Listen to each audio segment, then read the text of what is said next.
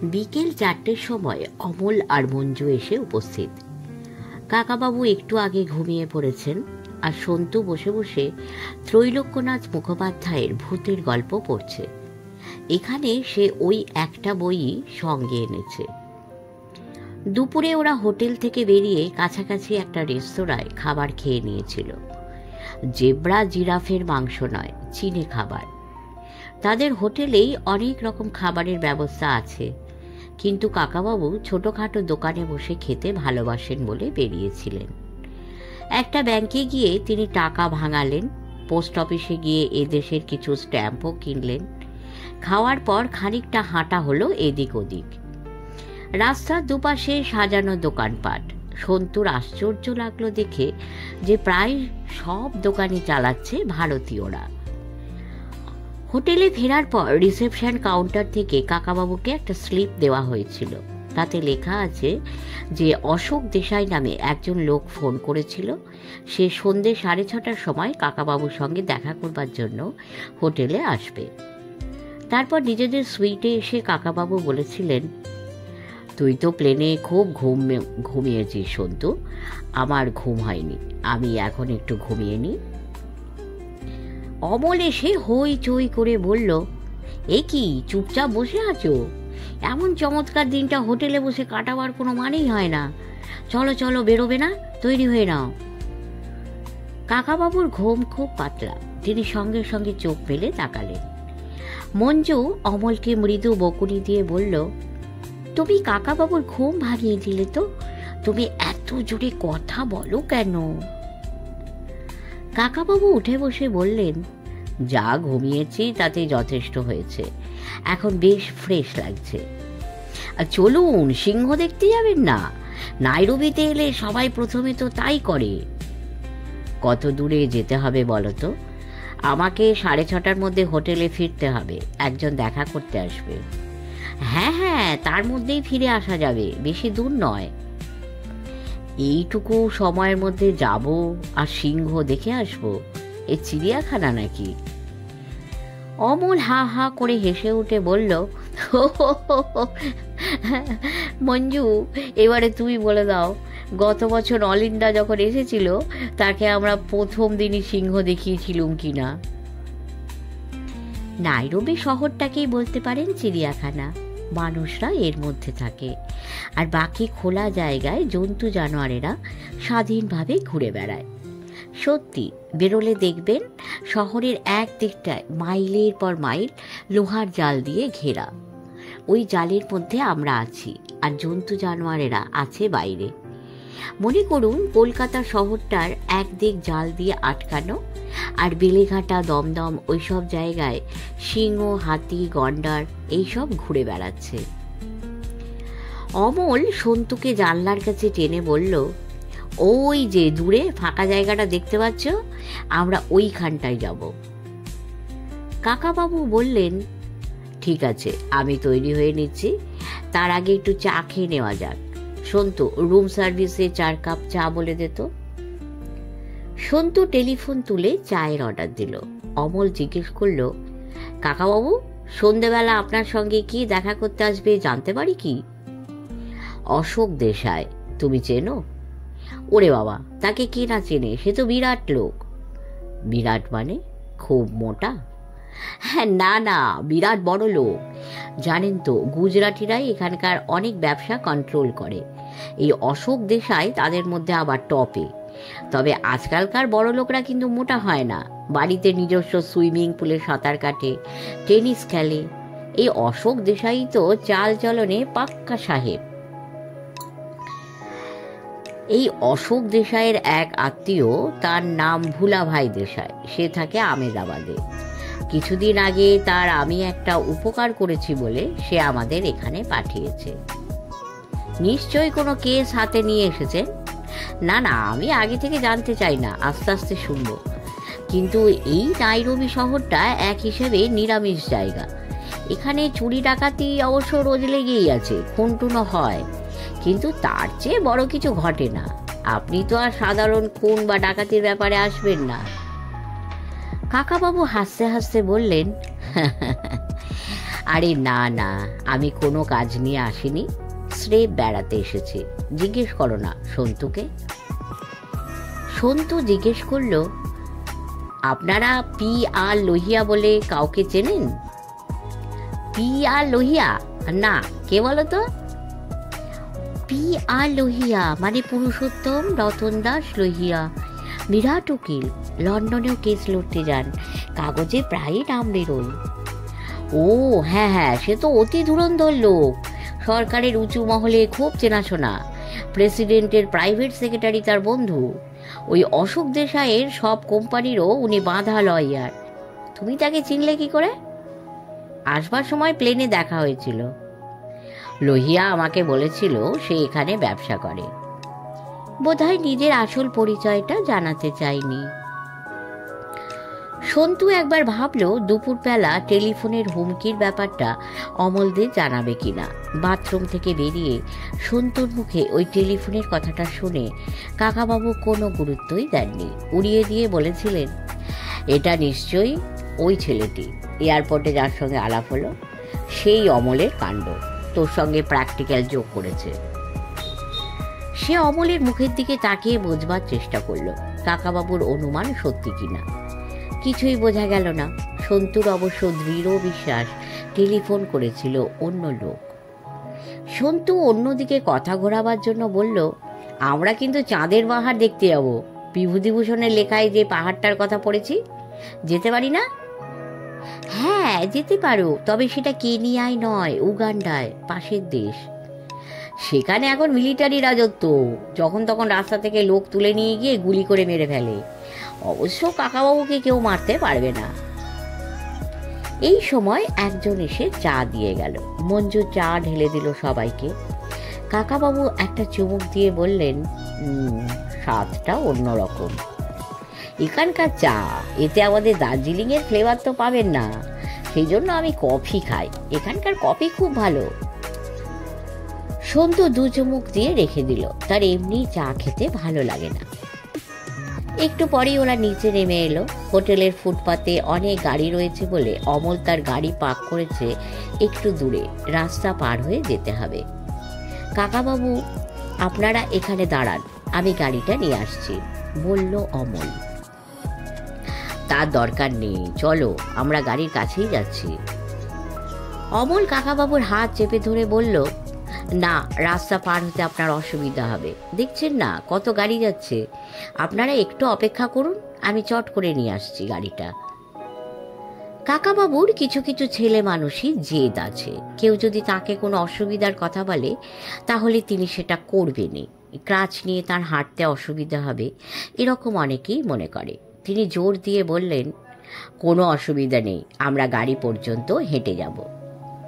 সেটাই সুবিধা হবে, গাড়িটা আনতে গেলে অনেকটা ঘুরে আসতে হবে।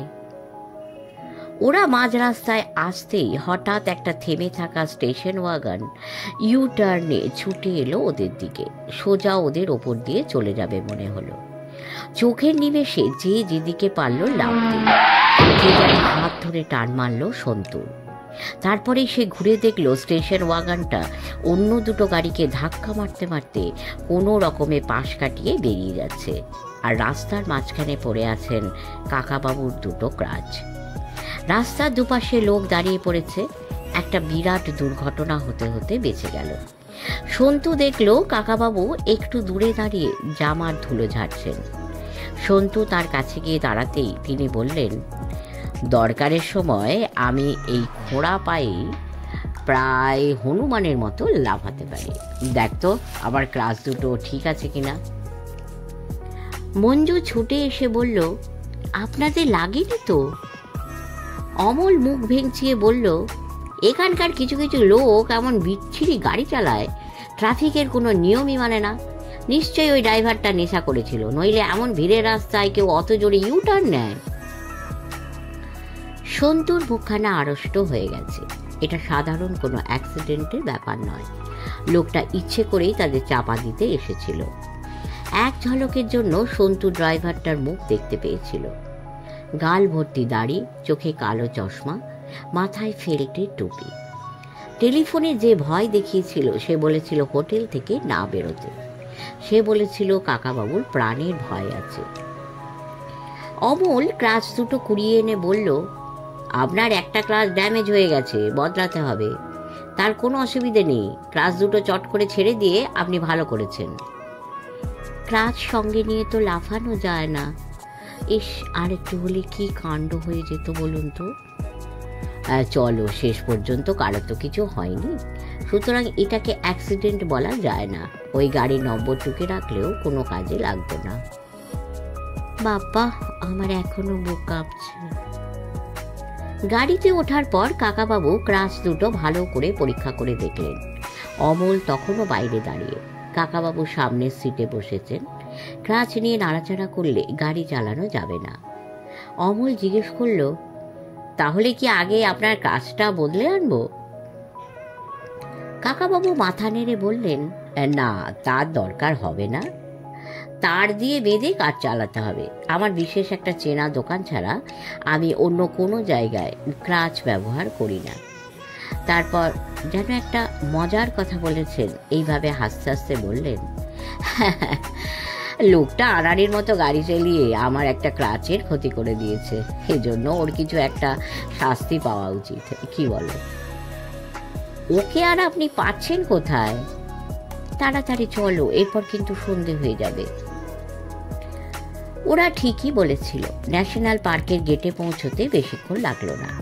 সেই গেটে টিকিট কেটে নিয়ে নিজস্ব গাড়িতেই ভেতরে ঢুকে পড়া যায়। একটা পিচ বাঁধানো রাস্তা সোজা চলে গেছে। একটু পরেই ডান দিকে বাঁ দিকে মেঠো পথ, কিংবা ইচ্ছে করলে মাঠের মধ্যেও নেমে পড়া যায়। মাঝে মাঝে একটা দুটো বড় গাছ, আর সবই প্রায় ঘাস জমি। কোথাও কোথাও পাথুরে শুকনো মাটি। আমাদের দেশের ন্যাশনাল পার্ক বলতে যে বিশাল বিশাল গাছের ঘন জঙ্গল বোঝায়, তার সঙ্গে কোনো মিলই নেই। মিনিট পাঁচেকের মধ্যেই দেখা গেল এক ঝাঁক হরিণ। সন্তু জিজ্ঞেস করল, এগুলো কি পোষা? ধ্যাত, এখানে কোনো কিছুই পোষা নয়। এরপর এত ঝাঁকে ঝাঁকে হরিণ দেখবে যে তুমি একসঙ্গে অত গরু ছাগলও কখনো দেখোনি। সত্যিই তাই, নানা রকমের হরিণের ঝাঁক চোখে পড়তে লাগলো অনবরত। এক জায়গা থেকে বেশ খানিকটা দূরে দেখা গেল দুটো উট পাখি। অমল দ্রুত গাড়ি চালিয়ে গেল সেদিকে, কিন্তু তার আগেই ধুলো উড়িয়ে ছুটে সেই বিশাল পাখি দুটো উধাও হয়ে গেল যেন কোথায়। আধ ঘন্টার মধ্যেই ধৈর্য হারিয়ে অমল জিজ্ঞেস করল, এই সিংহ কোথায়? এই মঞ্জু, সিংহ দেখা যাচ্ছে না কেন? আমি কি করে বলবো? আমি কি আগে থেকে অর্ডার দিয়ে সিংহ রেডি করে রাখবো নাকি? কিন্তু সেবার যে অনিলদাকে 5 মিনিটের মধ্যে সিংহ দেখানো হলো। অনিলদার লাক ভালো ছিল, সিংহরা তো সবসময় একতলাটে থাকে না। জানেন কাকাবাবু, মঞ্জু এখানে একা একা চলে আসে। ও মানুষের চেয়ে জন্তু জানোয়ার দেখতে বেশি ভালোবাসে। ও এলেই নাকি সিংহ দেখতে পায়। হ্যাঁ, আমার সিংহ দেখতে ভালো লাগে। যতবার দেখি ততবারই ভালো লাগে। সিংহর কত ছবি তুলে নিয়ে গেছে, তাতেও আমার বিশ্বাস হয়নি। এখানকার সিংহরা এমন ট্রেন্ড হয়ে গেছে যে ক্যামেরার সামনে দিব্যি পোজ দিয়ে দাঁড়ায়। সন্তু হঠাৎ চেঁচিয়ে উঠল, ওটা কি, ওটা কি? সবাই একসঙ্গে ডান দিকে তাকালো। একটু দূরে ঘাস জমির পাশে একটা মস্ত বড় হরিণ শুয়ে ছটফট করছে। তার পেটটা চিরে গেছে অনেকখানি, সেখান থেকে গল গল করে বেরিয়ে আসছে রক্ত। অমল ফিসফিস করে বলল, হরিণটাকে মেরেছে, তাহলে সিংহটা নিশ্চয়ই কাছাকাছি আছে। তা মনে হয় না। সিংহ তো এমনি এমনি হরিণ মারে না, খিদে পেলেই মারে। তারপর সঙ্গে সঙ্গেই খেতে শুরু করে, ফেলে রেখে তো চলে যায় না। আমি যতদূর জানি, সিংহের বদলে সিংহই শিকার করে বেশি। সিংহরা অলস হয়। আপনি ঠিকই বলেছেন, সিংহ পরিবারের বউরাই খাটাখাটনি করে বেশি, তারাই খাবার জোগাড় করে। তাহলে বোধহয় একটা সিংহী এইমাত্র হরিণটাকে মেরে রেখে তার ছানাপোনা আর অলস স্বামীকে ডাকতে গেছে। অমল জিজ্ঞেস করল, মঞ্জু, এই হরিণটাকে বাঁচাবার চেষ্টা করা যায় না? আমাদের গাড়িতে যদি তুলে নিই, গেটের সামনেই তো হাসপাতাল আছে। হ্যাঁ হ্যাঁ, চলুন তুলে নিই। সন্তু গাড়ির দরজা খুলতে যেতেই মঞ্জু তার হাত চেপে ধরে বলল, তোমরা কি পাগল হয়েছ? এসব জায়গায় কখনো গাড়ি থেকে নামতে নেই। গাড়ি থেকে নামলে যখন তখন বিপদ হতে পারে। এই ঘাসবনে যদি কোনো লেপার্ড লুকিয়ে থাকে, ওরা কি রকম পাজি হয় তোমরা জানো না? সে কথা ঠিক, গাড়ি থেকে নামাটা বিপজ্জনক। আইনেও বোধহয় নিষেধ আছে। তাছাড়া আমার তো মনে হয় জঙ্গলের রাজত্বে জন্তু জানোয়ারদের ব্যাপারে আমাদের হস্তক্ষেপ করা উচিত নয়। সন্তু ক্ষুণ্ণভাবে বলল, এখানে সিংহ টিংহ কিছু নেই। গাড়ির আওয়াজ শুনে পালিয়েছে। হরিণটা শুধু শুধু।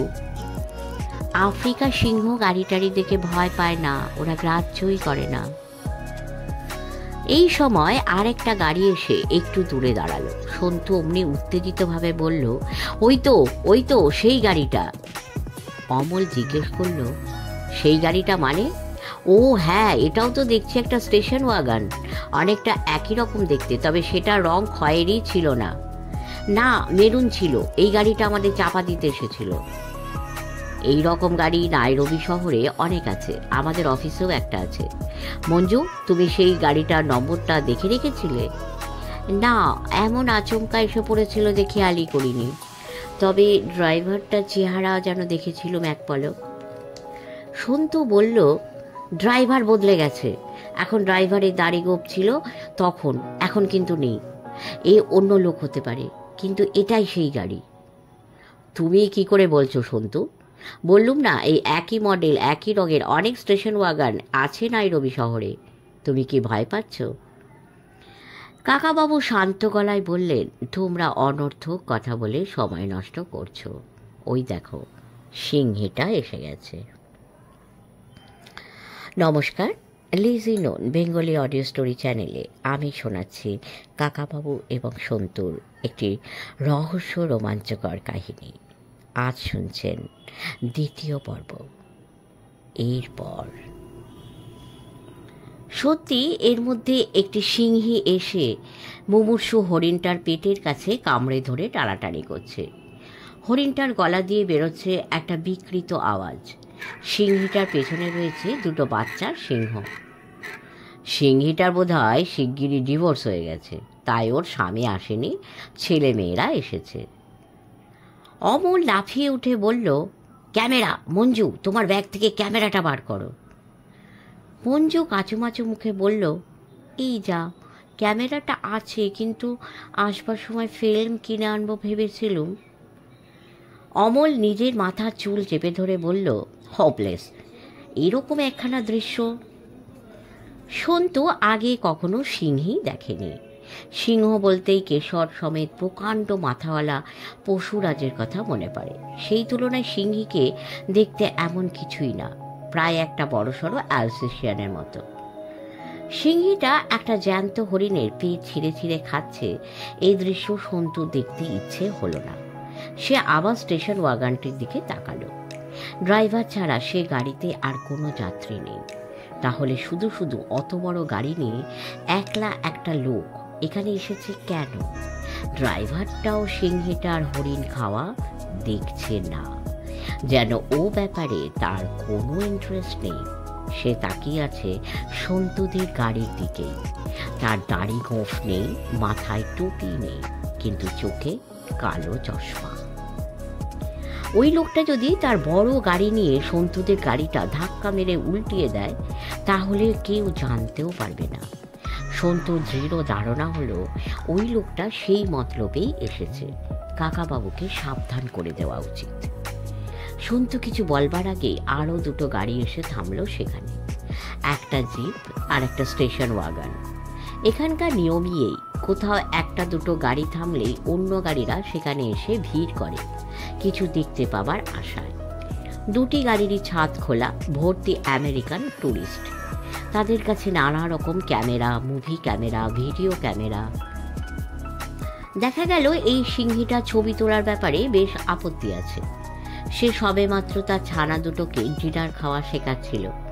ভিডিও ছবি তোলার আলো তার গায়ে এসে পড়ায় সে একবার বিরক্তভাবে এদিকে তাকালো। তারপর হরিণটার পেটে একটা বড় কামড় বসিয়ে টানতে টানতে ঘাস বনের মধ্যে অদৃশ্য হয়ে গেল। হরিণটা তখনও ডাকছে। আরও কিছুক্ষণ সেখানে অপেক্ষা করা হলো, কিন্তু সিংহীটাকে আর দেখা গেল না। অমল বলল, তাহলে এবার ফেরা যাক, দেখা তো হলো। পরে যে গাড়ি দুটো এসেছিল সে দুটোও স্টার্ট নিয়েছে, কিন্তু মেরুন রঙের স্টেশন ওয়াগনটা এখনো দাঁড়িয়ে আছে এক জায়গায়। কালো চশমা পরা ড্রাইভারটা তাকিয়ে আছে সন্তুদের দিকে। সন্তু বলল, আগে ওই গাড়িটা চলে যাক। অমল বলল, কি ব্যাপার সন্তু, ভয় পেলে গেলে নাকি? সন্তু যখন ভাবছে ওই গাড়িটাই আমাদের চাপা দিতে এসেছিল, তখন একবার চেক করে দেখা যাক। সন্তু তো সহজে ভুল করে না। অমল, তুমি গাড়িটা নিয়ে ওই গাড়িটার একেবারে কাছে চলো তো, ওই ড্রাইভারের সঙ্গে একবার কথা বলবো। হ্যাঁ, তা তো বলা যেতে পারে। অমল তার গাড়িটাকে ব্যাক করতে লাগলো। একটু বেশি পেছনে চলে গিয়ে সেটা নেমে গেল রাস্তার নিচে। তার ফলে গাড়িটা আবার তুলতে খানিকটা সময় লাগলো। সেইটুকু সময়ের মধ্যে স্টেশন ওয়াগনটা হুশ করে বেরিয়ে গেল উল্টো দিকে। অমল গাড়িটা সোজা করার পর জিজ্ঞেস করলো, ওকে কি ফলো করব? না, তার দরকার নেই, চলো এবারে গেটের দিকে ফিরে চলো। আমার মনে হয় তুমি ভুল করছো সন্তু, এই গাড়িটা নিরীহ এবং নির্দোষ। সন্তু আর কিছু বলল না। অমল বলল, আর একটু ঘুরবো? এইভাবে হাতি টাতিও দেখতে পাওয়া যেতে পারে। না, এখন ফেরা দরকার। তাছাড়া ওই তো আকাশে হাতি দেখা যাচ্ছে। সামনের আকাশে এমনভাবে মেঘ জমে আছে, ঠিক যেন মনে হয় দুটো ঐরাবত সুর তুলে লড়াই করছে। এখানে আকাশ বহুদূর পর্যন্ত দেখা যায়। শেষ সূর্যের আলোয় অনেক রকম রং ঠিকরে পড়ছে। অপূর্ব দৃশ্য। সন্তু অনেকদিন একসঙ্গে এতখানি আকাশ দেখেনি। অমল বলল, ফ্যান্টাস্টিক। এখানে সবাই শুধু জন্তু জানোয়ার দেখতে আসে, অন্য কোনো দিকে তাকাই না। ডান পাশের গাছটায় দেখুন কিরকম বড় বড় জবা ফুল ফুটে আছে। জবা ফুলের এত বড় গাছ হয়? এ তো বেশ শক্তপোক্ত গাছ দেখছি। এ হয়তো এ ফুলের অন্য কোনো নাম আছে, কিন্তু দেখুন ঠিক জবা ফুলের মতো দেখতে না? বেরোবার পথে অনেক হরিণ দেখা গেল। গোটা পাঁচেক জেব্রা একেবারে রাস্তার ওপর এসে পড়ে ভয় পেয়ে দৌড়তে লাগলো গাড়ির সামনে। এই জেব্রাগুলো একেবারে বোকা হয়, আসলে গাধা তো। ওদের গুলি করে মারা কত সহজ দেখুন। এত সুন্দর প্রাণী, ওদের দেখে তোমার গুলি করে মারবার কথা মনে এলো? এই আমি কি মারবো নাকি, বলছি যে গুলি করে মারা সহজ। আগে সাহেবরা কত মেরেছে। একসময় নাইরোবি শহরে জেব্রা টানা গাড়ি চলতো, আমি ছবিতে দেখেছি। আমাদের দেশে যেমন গরুর গাড়ি। এখন বুঝি জেব্রা কমে গেছে? সন্তু জিজ্ঞেস করলো। কমেছে কি বেড়েছে এখন জানি না, তবে মারা নিষেধ তো। শহর ছেড়ে একটু বেরোলেই শত শত জেব্রা দেখা যায়। অনেক সময় জেব্রার জন্য গাড়িও আটকে যায়। অমল একবার জোরে হর্ন বাজাতেই জেব্রার দলটা আরও ভয় পেয়ে পাশের দিকে নেমে গেল হুড়মুড়িয়ে। এমন ভয় পেয়ে তারা লাফালো যে দেখলে হাসি পায়। অমল বলল, আজ জিরাফ দেখা গেল না। জিরাফগুলো গাড়ির সামনে এসে পড়লে আরও মজা লাগে। একবার নাই ভাষা লেক দেখতে যাওয়ার সময় রাস্তায় কতগুলো জিরাফ এসে পড়েছিল, তোমার মনে আছে মঞ্জু? আমার জিরাফ দেখলে খুব মায়া হয়। অত বড় চেহারা, কিন্তু কি রকম ছোট্ট মুখখানা। এত জন্তু থাকতে ভগবান শুধু ওদেরই যে কেন বোবা করেছেন তাই বা কে জানে। আমার জিরাফ দেখলেই মনে হয় ইনকমপ্লিট। তোমাদের ভগবান যেন জিরাফকে করতে করতে হঠাৎ ভুলে গিয়ে অন্য কোনো কাজে মন দিয়ে ফেলেছিলেন। গল্প করতে করতে গেট পর্যন্ত পৌঁছে যাওয়া গেল। মঞ্জু বলল, এখন আমাদের বাড়িতে একটু চা খেয়ে যাবেন। কাকাবাবু ঘড়ি দেখে বললেন, 6:30টার মধ্যে ফিরতে হবে, দেরি হয়ে যাবে। কাল যাবো বরং, এখন আমাদের হোটেলে পৌঁছে দাও। সন্তুর আবার চোখ আটকে গেছে সামনের দিকে। একটু দূরে সেই স্টেশন ওয়াগনটা থেমে আছে। সে বলল, অমলদা, ওই যে দেখুন। অমল মুখ ফিরিয়ে হেসে বলল, নাইরোবি শহরে ঠিক এই একই রকের একই মডেলের অন্তত 100টা স্টেশন ওয়াগন আমি তোমায় দেখাতে পারি। এটা হচ্ছে তৃতীয়টা। তাছাড়া সেটা তো উল্টো দিকে চলে গেল, আমাদের আগে ফিরবে কি করে? তা অবশ্য পারে, ফেরার অনেকগুলো রাস্তা আছে। আমরা তো আস্তে আস্তে এসেছি। কাকাবাবু বললেন, দ্বিতীয় গাড়িটা নম্বর আমি লক্ষ্য করেছিলাম, এটা সেটাই, চলো ওর কাছে গিয়ে ড্রাইভারের সঙ্গে আলাপ করা যাক। অমল নিজের গাড়িটা সেই গাড়িটা সামনে নিয়ে গিয়ে পার্ক করে নেমে পড়ল। কাকাবাবুও নামলেন, কিন্তু স্টেশন ওয়াগনটিতে এখন কোনো ড্রাইভার নেই। এদিক ওদিক তাকিয়েও কাউকে দেখতে পাওয়া গেল না। শেষ হলো দ্বিতীয় পর্ব। তৃতীয় পর্ব অবশ্যই দেওয়ার চেষ্টা করব। আপনারা কমেন্ট করবেন, অবশ্যই লাইক করবেন, শেয়ার করবেন এবং পরম করুণাময়ের ইচ্ছায় সকলে ভালো থাকবেন। সাবস্ক্রাইব করে আমাদের পাশে থাকবেন। নমস্কার।